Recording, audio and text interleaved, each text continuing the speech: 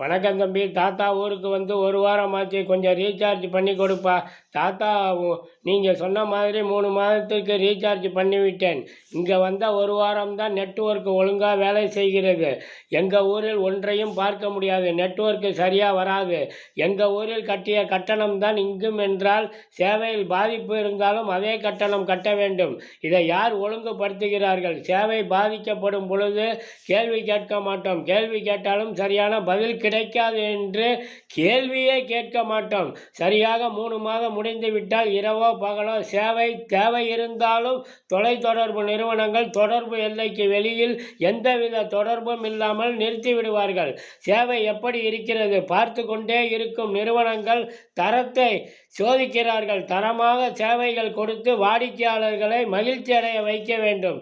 தொலைத்தொடர்பு நிறுவனங்கள் போட்டி போட்டுக்கொண்டு அதிக முதலீடு செய்து தன் வலிமையை காட்டி சின்ன நிறுவனங்களை ஒழித்து கட்டிவிடுகிறார்கள். நம் பையில் இருக்கும் பணத்தை ஒழிக்கிறார்கள். வாடிக்கையாளர்கள் அதிகரிக்கும் பொழுது கட்டணம் குறைய வேண்டும். ஆனால் தலைகீழாக வாடிக்கையாளர்கள் அதிகரிக்கிறார்கள், கட்டணமும் அதிகரிக்கிறது.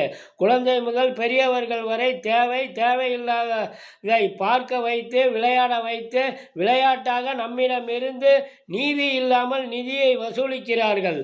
ஒரு கம்பெனி பொருளை பற்றி ஒன்றை கேட்டால் கணக்கில் இல்லாத விளம்பரங்கள் ஒரு நொடியில் வந்து ஸ்மார்ட்டாக இருந்த நம்மை குழப்பத்தில் வைத்து உடலில் இரத்த கொதிப்பை அதிகரித்து விடுகிறது.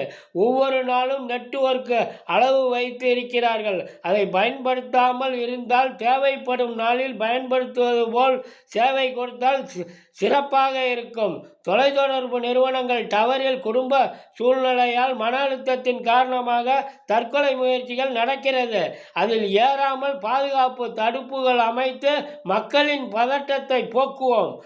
சேமிப்பில் முதலீடு செய்வதை விட செல்போனுக்கு முதலீடு செய்வது அதிகரித்து நெட்வொர்க்குக்காக தேவையில்லாத ஒர்க்குகள் தினம் பண்ண வைக்கிறது.